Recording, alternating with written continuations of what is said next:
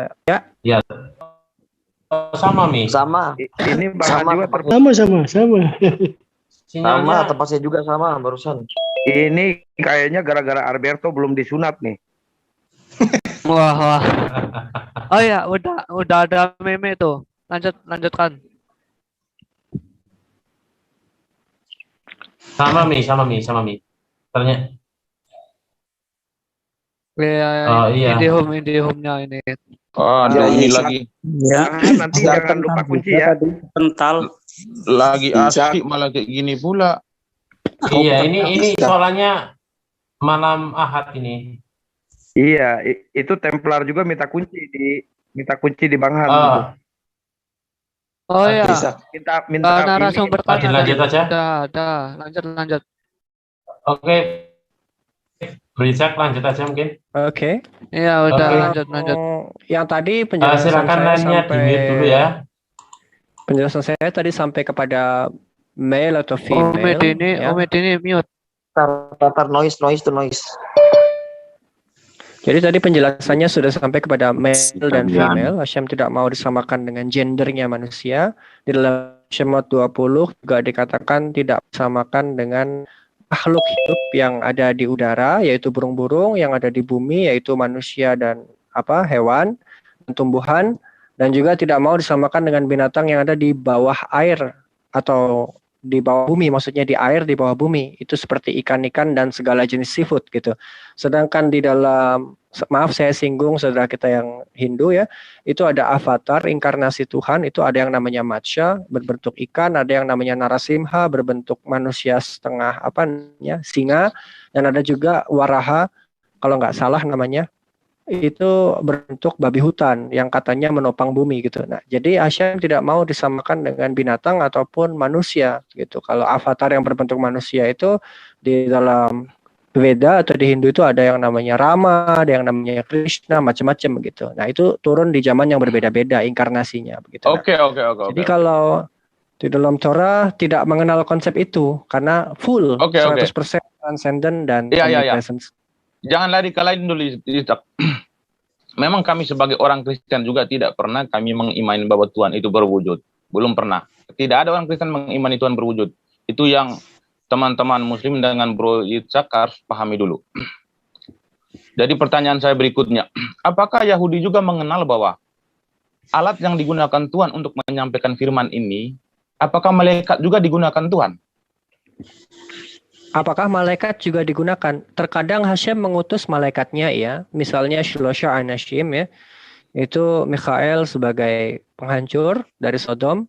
Lalu Gabriel memberikan pesan kepada Sarah bahwa dia akan melahirkan seorang putra yang nanti namanya Yitzhak.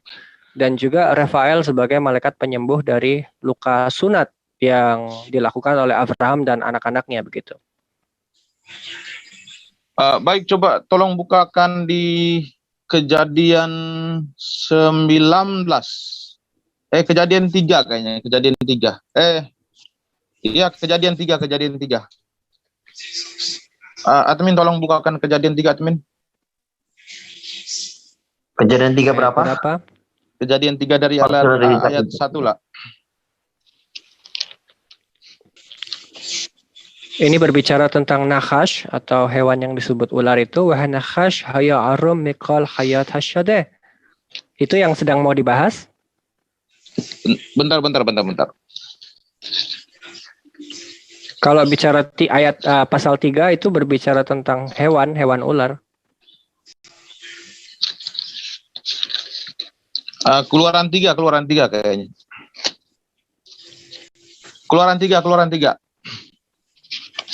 Masya haya ra'a etson yitro khatna kohen Midian wa yenhak et hatson ahar hamidbar wa yava'el harha elahim haharev.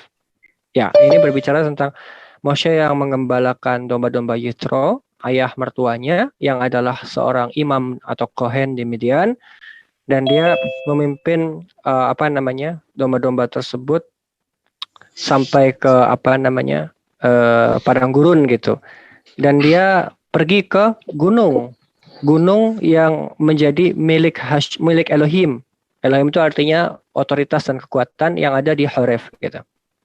Bukan di Apa yang mau- di Pasal 3 kejadian ayat 1. kejadian 2 kejadian 3 ayat 2 sampai 7. Kejadian 3 3 ayat 2. Kejadian 3 ayat 2 sampai 7. Wa ta'mir Aisyah al-Hanakash, dan wanita itu dia mengucapkan kepada ular, mipri ais hajan nokhel, dari buah yang ada di taman kamu boleh makan, itu kan? Umi pri'ais asyarbatok hajan, tapi untuk pohon yang ada di tengah taman, Amar Elohim lo tokhelu. Elohim dia mengucapkan kamu tidak boleh memakannya. Mimanu daripadanya. Bukan gitu. Ishak, bentar Ishak. Di Keluaran 3 ayat 2 sampai 7 itu dibacakan dulu. Keluaran 3 ayat 2 sampai 7. Wa yarat mal'akh Hashem elau pelabat esh. Ya, ini berbicara tentang malaikat yang adalah utusan Hashem, dia turun kepadanya di dalam api yang menyala-nyala. Metokh hassane wa yar wa hinne hassane bu'ir ba'ish wa hassane ennennu ukal. Gitu. Ini berbicara tentang malaikat yang diutus oleh Hashem untuk tampil ada bentuknya, ada wujudnya di hadapan Moshe. Berbentuk malaikat. Malaikat sendiri kata terjemahan yang kurang pas sebetulnya, karena malakh di sini artinya utusan Hashem. Tapi bedanya utusan yang ada di sini spiritual, bukan utusan yang 100% seperti manusia. Wujudnya mirip manusia, tetapi dia punya kemampuan supranatural begitu. Ya, di ayat 2-nya ini konteksnya ini apakah malaikat diutus atau tidak ini? Karena di sini konteksnya tidak ada bahwa malaikat itu diutus Tuhan. Kalau malakh itu aslinya pasti messenger. Messenger pasti. Jadi kalau malakh Hashem itu artinya sebetulnya messenger of Hashem gitu. Wa yarat malakh Hashem itu artinya and the messenger of Hashem appeared, atau wa yara malakh Hashem itu artinya gitu. Dan utusan Hashem hadir kepadanya. Artinya itu sebetulnya. Iya. Jadi utusan Hashem, maksudnya malaikat ini utusan. Itu yang pertama harus dipahami dulu, bahwa di sini konteksnya tidak ada malaikat itu diutus. Itu yang harus dipahami dulu ya. Malakh itu pasti diutus artinya. Kalau di dalam konteks bahasa Torah, yang namanya malakh itu pasti messenger artinya. Angel itu kan kata serapan dari bahasa Yunani sebetulnya. Tetapi tidak dipahami begitu oleh orang-orang Israel zaman dulu. Oke. Jika memang Anda memahami bahwa di sini adalah malaikat itu menjadi utusan, kita akan bacakan ayatnya berikutnya. Apakah di sini berkomunikasi dengan Musa ini apakah malaikat ataukah Tuhan? Oke, lihat konteks. Coba saya bacakan dulu terjemahannya ya. Nanti baru Bro Jitsak boleh. Saya bacakan dulu terjemahan. Nanti Bro Jitsak baru boleh perbaiki kalau memang saya salah ya. Lalu mana tadi? Bentar. Lalu malaikat Tuhan menampakkan diri kepadanya di dalam nyala api yang keluar dari semak duri. Lalu ia melihat dan tampaklah semak duri itu menyala, tetapi tidak dimakan api. 3. Musa berkata, baiklah aku menyimpang ke sana untuk memeriksa penglihatan yang hebat itu. Mengapa tidak terbakar semak duri itu? 4. Ketika dilihat Tuhan bahwa Musa menyimpang untuk memeriksanya, berserulah Allah dari tengah semak duri itu kepadanya, Musa, Musa, dan ia menjawab, ya Allah. Lalu ia berfirman, janganlah datang dekat-dekat, tanggalkanlah kasutmu dari kakimu, sebab tempat ini di mana engkau berdiri itu adalah tanah yang kudus. Lagi ia berfirman, akulah Allah ayahmu, Allah Abraham, Allah Ishak, Allah Yakub. Apakah malaikat boleh mengatakan kepada Musa bahwa akulah Allah Abraham, Allah Ishak, Allah Yakub? Baik, saya jelaskan kontekstual pembacaan dan titik komanya juga. Karena ketika membaca teks-teks seperti ini tidak harus bisa membedakan mana yang sifatnya temporer dan mana yang menjadi absolut daripada Hashem yang bisa terjadi kapanpun ya. Pertama, yang disebut malakh Hashem itu utusan hanya untuk sebagai pengalih perhatian mata saja. Tetapi ketika selanjutnya dikatakan wa ya'mur Moshe, asurrana wa ar'at hammar hajjadul hazza maduwa li yif'ar hasana. Di sini Moshe yang mengatakan apa namanya? Aku akan berbelok, aku akan kembali gitu, berputar gitu ya, dan melihat pemandangan yang besar itu. Kenapa semak itu tidak terbakar gitu. Nah, di sini wayar Hashem, dan Hashem melihat. Ini bukan berbicara Hashem melihat dari arah mana atau dari titik mana, karena Hashem maha melihat, melihatnya pun tidak menggunakan mata gitu. Tetapi memang Hashem itu maha melihat begitu saja. Dan ini tidak ada kaitannya dengan malaikat atau malakh yang Coba tadi. ayat 6-nya, ayat 6-nya. Sebentar, kita urutkan dulu. Ini kan udah sampai ayat 4. Hashem melihat itu tidak dengan mata, tetapi dengan kemaha melihatannya begitu. Dan malaikat tadi itu memiliki batasan ukuran atau apa terperangkap dalam ruang dan waktu gitu. Jadi di sini ketika Hashem melihat itu tidak ada kaitannya dengan malaikat tadi. Nah, di sini ada kalimat yang menarik dalam terjemahan tadi kan Moshe menjawab ya Allah gitu. Di dalam teks aslinya tidak ada. Di sini ya ketika dikatakan Wayomer dan dia mengucapkan Hashem maksudnya Moshe. Terus Wayomer dan dia mengucapkan ini Moshe, dia mengatakan Hineni, aku ada di sini.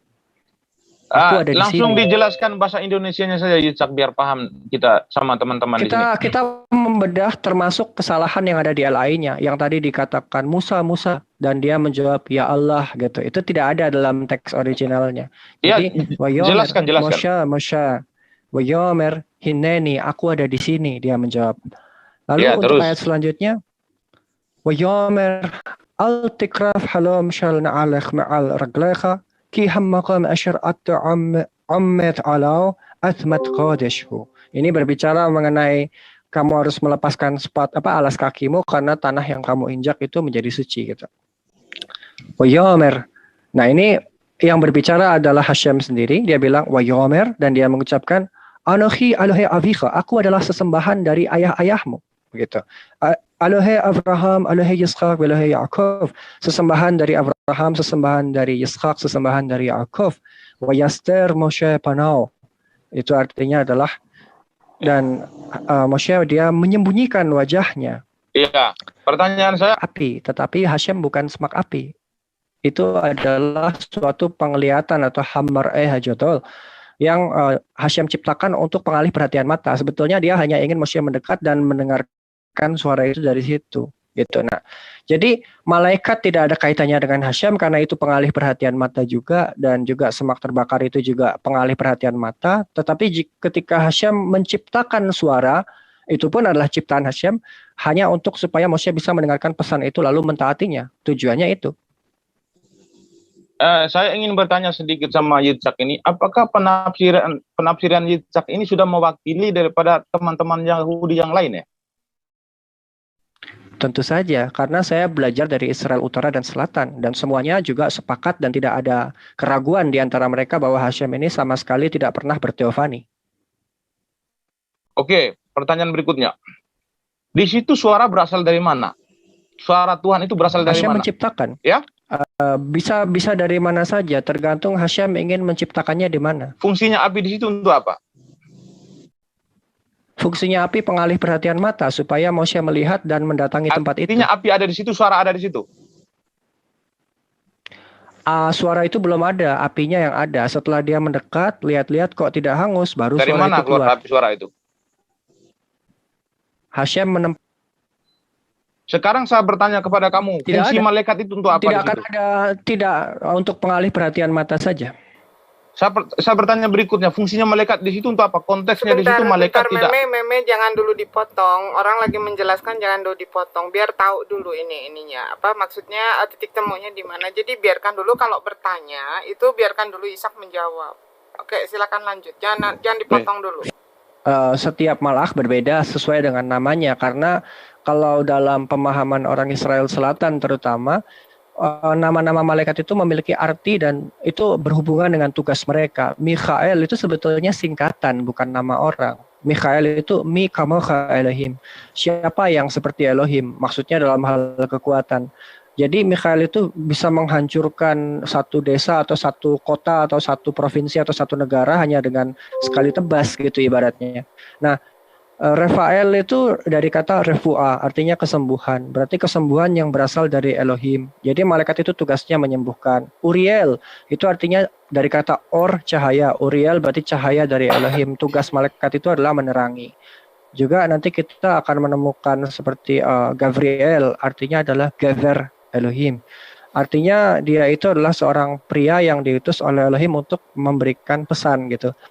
Nah, kalau fungsi malaikat itu berbeda-beda dan hanya memiliki satu tugas. Nah, Malach Hashem yang diutus di situ tidak diberitahukan namanya siapa. Dan tugasnya dia hanya sebagai pengalih perhatian mata saja. Karena adanya malaikat itu, maka pohon yang terbakar itu tidak hancur gitu loh. Tetapi suara yang keluar dari pohon itu, dari semak itu juga adalah ciptaan Hashem, sebagaimana malaikat yang diutus tadi adalah ciptaan Hashem juga. Jadi di dalam konsep Torah dan Bani Israel, Hashem tidak pernah berteofani menjadi apapun. Dan semua yang diutus atau yang dihadirkan adalah pure ciptaan. Oke. Jadi konteks ayat ini sudah menjelaskan bahwa di sini tidak ada membicarakan bahwa malaikat itu diutus. Tidak ada. Arti dari malach sendiri adalah utusan sebetulnya. Dan itu juga bisa dilihat Oke, di kalau terjemahan kamu di memaksakan ayat-ayat bahwa lain. malaikat itu di sini diutus, lalu yang berbicara dengan Musa ini siapa? Yang di ayat di mana malaikat itu berada, itu tidak ada suara sama sekali. Dia cuma pajangan di situ. Suara Ketika di Tuhan ayat itu- ketika di Tuhan ayat itu- selanjutnya tidak ada kata malach itu lagi. Jadi kalau yang berbicara Hashem jelas kosakata yang digunakan adalah yud he waw he saja tanpa adanya malach. Sementara malach yang ada di situ justru tidak berbicara apa-apa. Ketika dia dikatakan di sini dikatakan ويا رمال أخشم الله باللبت إيش متاخ السنة ويا روحين هالسنة بعرب إيش وحسنة إنن أكل titik. Dan di situ sudah tidak ada penjelasan apa-apa lagi. Ayat selanjutnya itu sudah tidak berkaitan dengan malach lagi. Kenapa? Karena di sini Moshe berkata-kata sendiri. Kenapa itu tidak terbakar? Lalu ayat selanjutnya pun tidak berkaitan dengan malach tadi. Karena di sini wayar Hashem, bukan wayar malach Hashem, kisar lirot, bukan. Jadi kata malach itu tidak muncul lagi. Jadi malach itu sudah tidak ada. Oke, itu penafsiran daripada Yahudi. Kami tidak bisa memaksa karena kita mempunyai penafsiran berbeda-beda. Itu terserah daripada pemahaman Yahudi. Maka kita uji lagi ayat berikutnya, yaitu di Keluaran 19 ayat 9.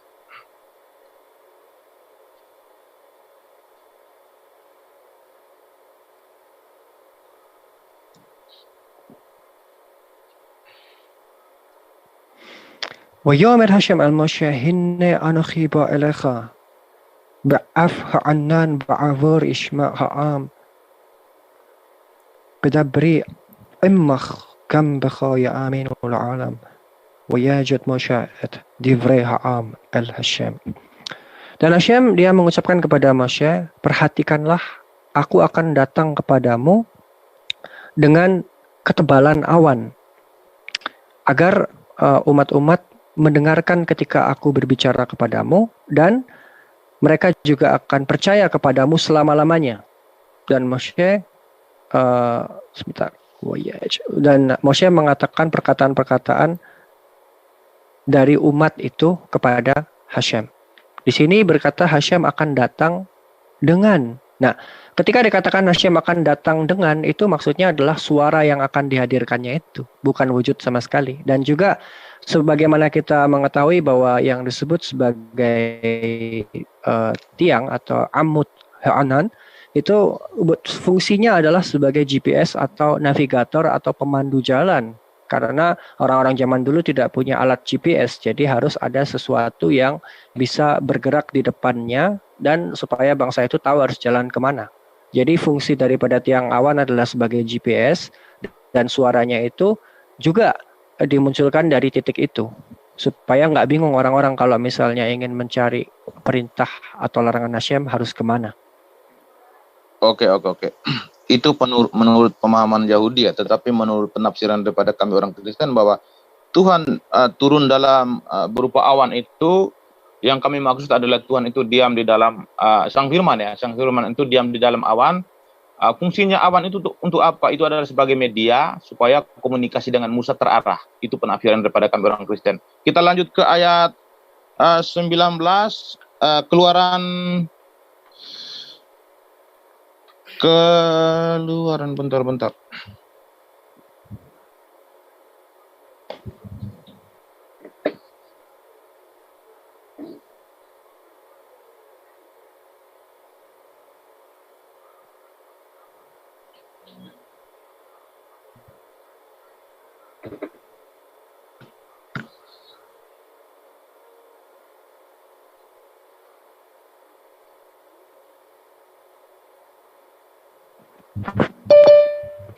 Keluaran 19 ayat 17.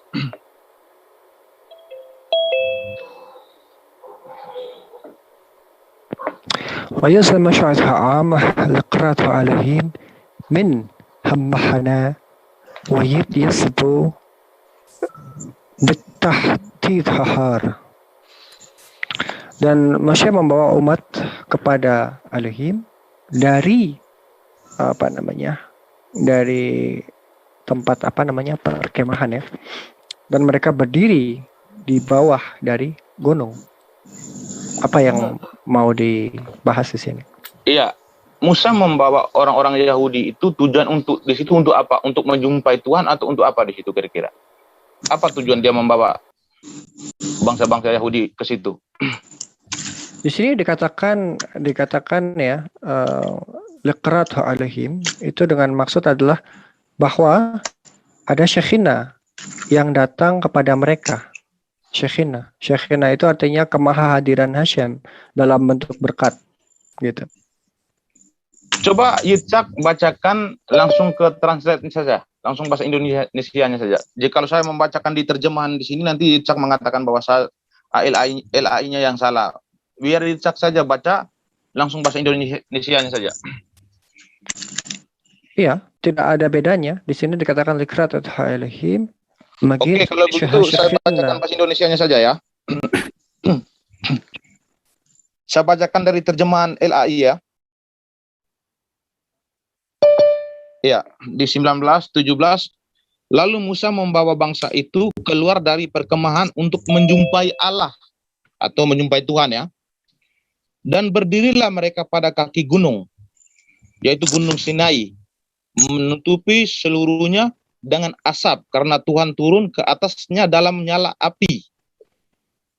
Di sini konteksnya adalah Musa itu membawa bangsa Israel itu untuk menjumpai Tuhan. Yang dimaksud menjumpai Tuhan ini siapa kira-kira? Kalau di dalam bahasa Torah, Elohim itu bukan menjumpai Tuhan, tetapi menjumpai Shekinah. Shekinah itu adalah kemahahadiran Hashem yang bisa memberkati mereka dan mencukupi mereka. Itu yang disebut Shekinah. Artinya bukan Tuhan yang datang. Tidak ada kata Tuhan di dalam Torah. Elohim artinya bukan Tuhan. Kalau kita melihat di dalam Shemot 7, contohnya ya. Contohnya nih, saya kasih lihat dengan jelas. Di dalam Shemot 7, itu Moshe disebut Elohim oleh Hashem. Jadi pertama, wa yomer Hashem al-Moshe, dan Hashem dia mengucapkan kepada Moshe, Ra'e, lihatlah, latatikha Elohim la Faro. Aku akan membuatmu sebagai Elohim untuk Faro. Apakah Moshe menjadi Tuhan karena disebut Elohim? Tidak. Artinya adalah seseorang manusia yang memiliki otoritas dan kekuatan kalau dia bentuknya manusia. Tetapi dalam hal ini, Hashem bukan berbentuk manusia. Dan Elohim di situ artinya adalah otoritas kekuatan. Ya, kalau misalnya kita mengatakan tiang api, tiang awan itu adalah ciptaan Hashem, maka Hashem pasti punya kekuatan dan otoritas untuk membuat itu semua. Dan yang dimaksud untuk datang kepada Elohim itu maksudnya adalah Shekinah. Shekinah memberkati mereka. Shekinah itu kemahahadiran yang mencukupi dan memberkati keperluan orang-orang Israel. Kira-kira di LAI yang di 19 ayat 17 ini kira-kira sama nggak dengan teks aslinya nih? Beda. Elohim di situ bukan Allah. Allah tidak bisa dilihat. Elohim di situ artinya adalah Shekinah, dipahami oleh rabi-rabi ataupun oleh orang Israel Selatan. Iya, karena kata Allah di sini juga ditranslatekan dari kata Elohim. Ya benar, saya setuju. Kalau kita Maksud saya- berbicara mengenai kata Allah dalam bahasa Arab, itu sepadannya dengan Yud He Waw He, bukan dengan Elohim. Walaupun kadang-kadang kata Elohim diterjemahkan langsung kepada Allahnya, seperti halnya di dalam Onkelos, kata Elohim langsung diterjemahkan menjadi Hashem gitu.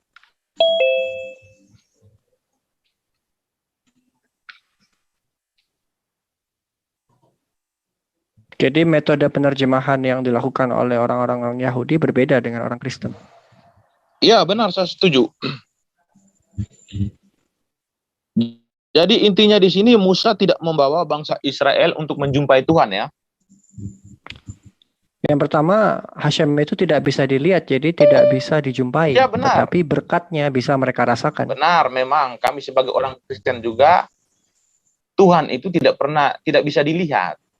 Tetapi yang kami pahami di ayat ini bahwa Tuhan itu menggunakan media, yaitu media api malaikat. Apa fungsi daripada media ini? Supaya komunikasi dengan Musa itu terarah. Itu fungsi daripada media ini.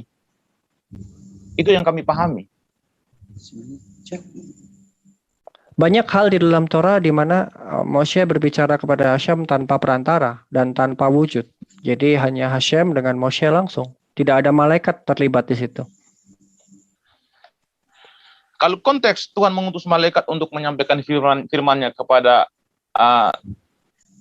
nabi-nabinya, itu ada di kitab Kejadian berapa itu di Kisah Lut. Nah, di situ malaikat sendiri mengaku bahwa ya kami diutus Tuhan untuk menghancurkan Sodom dan Gomora. Di situ malaikat mengaku ya kami diutus untuk menghancurkan Sodom dan Gomora. Tetapi malaikat yang berbicara dengan Abraham ketika malaikat itu berasal dari atas langit berbicara dengan Abraham, dan juga malaikat yang berbicara dengan Hagai. Di situ konteksnya tidak ada bahwa malaikat itu diutus. Tetapi kalau di Sodom Semua dan kata malak artinya adalah utusan. Kalau di dalam Torah, semua kata malak artinya adalah utusan.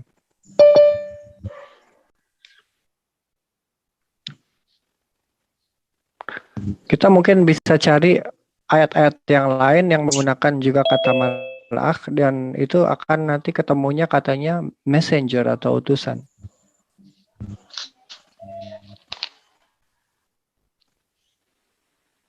Ada lagi ayat yang mau dibahas? iya sebenarnya sih ayat-ayat yang penting itu tadi di kitab Keluaran 19 itu sangat penting sekali, karena kami sebagai orang Kristen mengimani bahwa firman yang menjadi manusia yang diam di dalam manusia Yesus itu berawal daripada ayat-ayat ini. Itu konteks dasarnya ataupun sumbernya. Yang kami iman di ayat Keluaran 19 itu tadi, bahwa Tuhan itu turun ke bumi bukan berarti secara wujud aslinya, karena Bapa tetaplah bertata di atas kerubim. Tetapi yang turun ke dunia untuk berkomunikasi dengan ciptaannya itu adalah Sang Firman. Bahasa di dalam Nevi'im itu semuanya adalah metafor. Tidak ada satupun yang literal sama sekali di dalamnya. Tetapi bagaimana dengan di kitab Yesaya bahwa Tuhan itu bertata di atas kerubim? Itu tidak literal, tidak ada di dalam Torah, dan ajaran yang tidak ada di dalam Torah tidak pernah diartikan sebagai literal, tetapi diartikan sebagai anthropomorphism atau diartikan sebagai metafor sepenuhnya dan memiliki arti yang lain. Kerubim itu dipahami orang Yahudi atau tidak? Cherubim itu hanya satu dari 10 jenis spesies malakh. Hanya satu dari 10 jenis. Dan itu ada yang bentuknya full seperti manusia, ada yang sayapnya 6, ada yang bentuknya kepalanya 4, dan lain sebagainya. Ada yang membawa pedang api dan lain sebagainya. Nah, tapi itu hanyalah satu dari 10 jenis malakh yang dikenal di dalam Yahudut. Iya, yang kamu katakan itu kami mengenalnya sebagai serafim. Serafim itu yang membawa pedang api. Bukan. Cherubim itu yang membawa pedang api, sedangkan serafim itu yang memiliki 6 sayap. Iya, benar. Benar, saya setuju itu. Tetapi tidak ada Hashem bertahta di atas ciptaan. Coba kita buka di Yesaya. Sama saja, walaupun mau dibuka dimanapun, itu tekstual tidak pernah dianggap sebagai literal oleh orang Israel. Nanti kan Yitzhak bisa menjelaskan bahasa Indonesianya, supaya di sini kita kaji bersama. Apa benar itu Allah bertata di atas kerubim atau tidak? Di sini kita uji. Silahkan. Orang Israel bahkan tidak peduli dengan ujiannya orang Kristen. Kenapa? Karena bagi kami orang Israel yang paling penting adalah Torah itu sendiri. Silahkan, Yesaya berapa? Kami bukannya ingin menguji, tetapi kan sudah saya katakan tadi bahwa penafsiran antara orang Kristen itu berbeda-beda. Memang mengimani Torah yang sama, tetapi penafsiran yang berbeda. Sudah saya Untuk katakan. Torahnya tidak sama. Ketika di zaman yang namanya teks terjemahan tidak sama dengan aslinya. Ya, memang terjemahan Namanya tidak juga sama beda. dengan asli. Memang Sama betul. seperti yang tadi Romualdo bilang. Ketika memahami gospel dalam bahasa Aram dengan bahasa Yunani beda. Nanti terjemahannya pun hasilnya beda, teologinya pun beda. Sama juga dengan Torah. Saya membaca dari teks aslinya, menurut filologinya, menurut tradisi yang diturunkan, dengan apa yang dipahami oleh orang Kristen dari terjemahan-terjemahannya, itu berbeda juga. Jadi nggak sama. Jangan bilang kalau Torahnya sama. Sedangkan yang bahasa Syriak dengan bahasa Yunani aja bisa beda teologinya, apalagi ini bicara Torah. Pasti beda. Oke, kalau kamu menganggap bahwa Torahnya berbeda, itu terserah kamu dan itu perspektif daripada teman-teman Yahudi. Tetapi kami mempunyai Septuaginta yang sudah kami terjemahkan daripada Torah ke bahasa Yunani. Kami mempunyai kitab yang asli namanya Septuaginta. Oke, kita kembali ke saya. Pasal berapa ayat berapa? Maaf nyela sebentar. Yang menjaga keamanan Zoom tolong ini persiapan. Silakan lanjut. Maaf.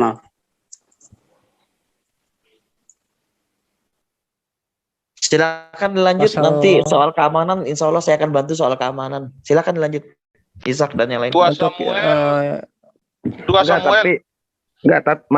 Tapi ini debat apa seminar ini? Iya, sebenarnya saya ingin debat sih, tetapi di sini tidak ada perlawan kata dari Yitzhak. Bagaimana ya, terpaksa dialog jadinya.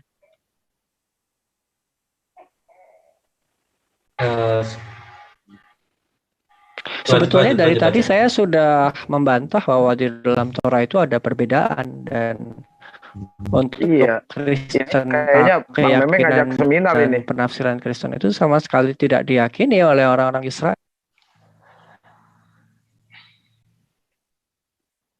Dan dari semua ayat yang tadi katanya mau diuji, itu juga sama sekali tidak ada dalam original teksnya bertentangan dengan keyakinan kami. Tetapi kalau terjemahan kalian itu bertentangan dengan keyakinan kami, gitu. Iya, kalau terjemahan LAI-nya maka saya katakan ya memang ada kesalahan, benar. Bukan ada, banyak kesalahannya, bukan ya, ada lagi. Saya setuju. Banyak. Saya setuju. Tetapi apakah Septuaginta juga sama seperti itu? Saya rasa tidak. Sama. Coba kita cek ya. Kita cek untuk Shemot 7 yang ketika Moshe disebut sebagai Elohim. Kalau di sini kita melihat dia itu dijadikan Lord atau penguasa. Dan dalam bahasa Aram dikatakan sebagai Rav atau seorang ulama gitu ya. Atau seseorang rabi yang bisa menyampaikan Torah kepada Faraon. Nah, kalau kita lihat teks yang sama ini di dalam kitab Keluaran, coba lihat dalam bahasa Yunani dan bahasa Indonesia menjadi Septuaginta. Ya. Di sini kan berfirmanlah kepada Musa, lihat aku mengangkat engkau sebagai Allah, ya. Kai pen kurios pros pros mosen legon ido dedoka. Nah, di sini dedoka seteon, dia dibuat sebagai theos. Padahal tahu sendiri kan, dalam bahasa Yunani theos itu apa? Apalagi kalau kita merujuk kepada orang-orang Yunani kuno, theosnya itu banyak, nggak cuma satu. Ada Zeus, ada Herakles, ada Poseidon. Itu yang theos, belum lagi yang Thea, yang perempuan. Bentar. Athena itu salah satu Thea. Bentar dulu, Yitzhak bisa berbahasa Yunani? Saya bukan orang yang berbahasa Yunani, tetapi theos digunakan di dalam seluruh Septuaginta, ya. Untuk siapa theos digunakan di situ? Coba kamu lihat ya. Yitzhak tidak bisa Kejadian 1 ayat 1 itu membicarakan siapa di sini? Enarche epoi epoimsen o theos. Jadi pakai kata theos di situ. Pencipta atau Ya, jadi Elohim itu di situ menggunakan kata theos. Dan Yitzhak, untuk Moshe juga menggunakan kata theos. begini Yitzhak kan tidak bisa berbahasa Yunani. Untuk apa kita uji? Jadi saya rasa sia-sia saja. Kita kembali kepada tema saja. Sekarang yang kita kritisi ada dua di sini. LAI yang menggunakan Allah dan itu menjadinya pencipta atau Tuhan. Juga kalau kita lihat yang nggak usah yang susah-susah ya. Di dalam Ulangan atau Deuteronomian itu juga di sini ke teks yang Yunaninya panjang banget padahal dia dimulai dari kurios es estin. Kurios adalah satu. Nah, kurios hotheos atau kurios hotheos itu theosnya itu apa artinya? Ilah, sesembahan. Nah, kenapa untuk Moshe juga digunakan theos yang artinya bisa pencipta dan juga bisa artinya sesembahan? Kenapa? Pertanyaannya. Dikritisi oleh orang Israel, tidak dipakai. Yitzhak, kita kembali ke tema soalnya itu kan Yitzhak juga tidak bisa berbahasa Yunani. Jadi saya rasa kalau kita uji di sini juga sia-sia ya. Jadi yang kita persalahkan adalah penggunaan kata theos untuk manusia. Dipersalahkan karena theos itu pasti sesembahan dan pasti pencipta. Kecuali kalau kamu punya penjelasan yang bisa membantah argumentasi itu silahkan. Gitu. Nah, belum lagi termasuk hal-hal yang lain yang terjemahan Yunaninya itu berbeda dari teks aslinya. Contoh nih, ada teks yang tiba-tiba nyempil, nggak tahu datangnya dari mana. 1 ayat 8. Nih, kalau kita melihat di dalam teks berbahasa Ibrani, ya, itu kan tulisannya wa yaqra alaihim laraqi asyamaim wa yu'arif wa yuhbakar yom shani. Yang artinya dan Elohim dia mengucapkan kepada horizon itu sebagai langit, terus koma waihi arif waihi valkar, dan ada petang dan ada pagi gitu. Itulah hari kedua gitu kan. Tetapi di teks Yunaninya menjadi lebih panjang lagi gitu loh. Dan ada satu frase di sini yang seolah-olah mengatakan dan Theos melihat bahwa semuanya itu baik gitu loh. Yang di teks aslinya nggak ada.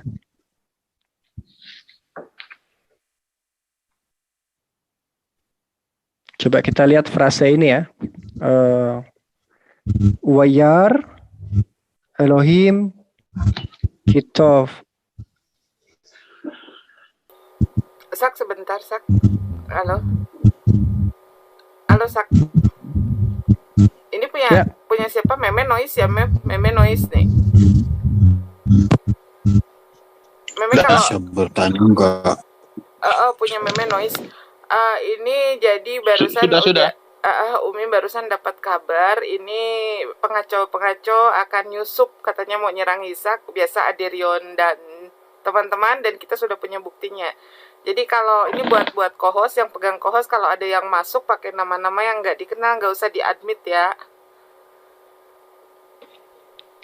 Ini barusan ada info dan buktinya udah kita pegang ya. Kalau misalnya swasta, Aderion, si Kaipas, terus pokoknya siapa ya 5 orang, dia akan masuk ke Zoom sini dan mau mengacaukan situasi di sini. Jadi kalau ada yang masuk namanya nggak dikenal nggak usah di-admit deh ya. Oke, terima kasih, lanjutkan. Bentar. Bang Han, bagi 2 kohos lagi Bang Han.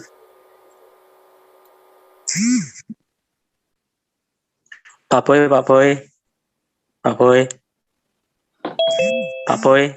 Iya. Iya. Dibantu ya. Oke. Iya, makasih. Ya, lanjut, sorry.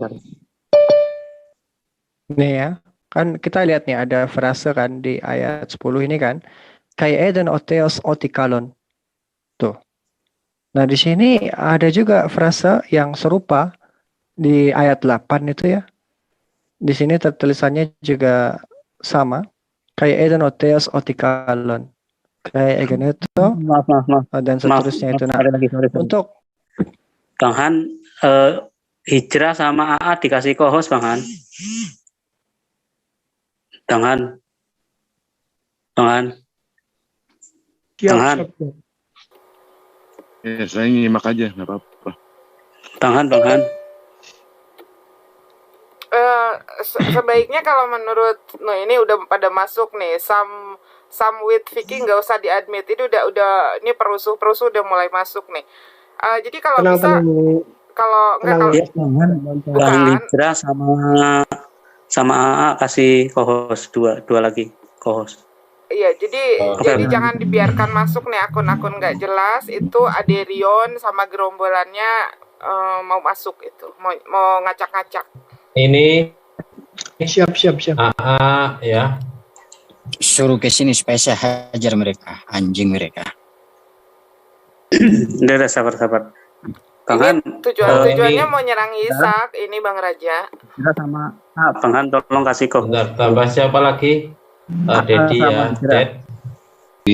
Umi di sini ada AA.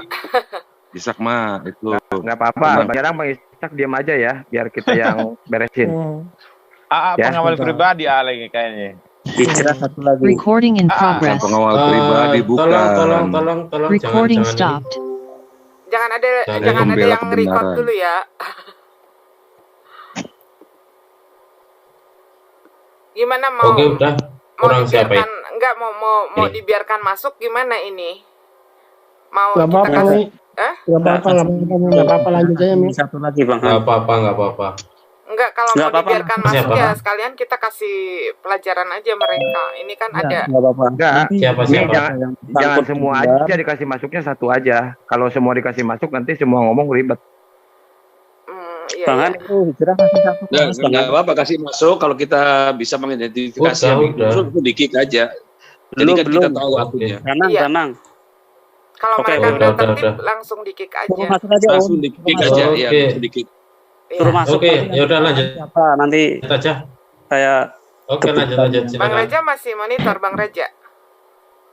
Masih. Bang Raja monitor ya. Oh iya. Kita banyak yang monitor Umi. yang Nanti di belakang, kita banyak yang monitor yang bikin Oke, lanjut.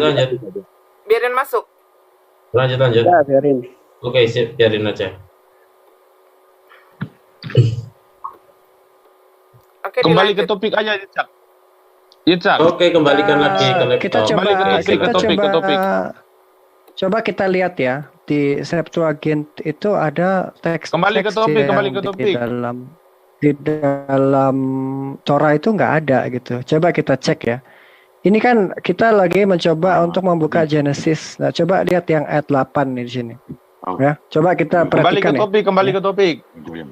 And God called the firmament heaven, and God saw that it was good. Ada kata and God saw that it was good, and there was evening and there was morning the second day. Nah, yang kita garis bawah itu ini loh. Apa? Sebentar. And God saw that it was good. Ini nggak ada di dalam Torah. Cek.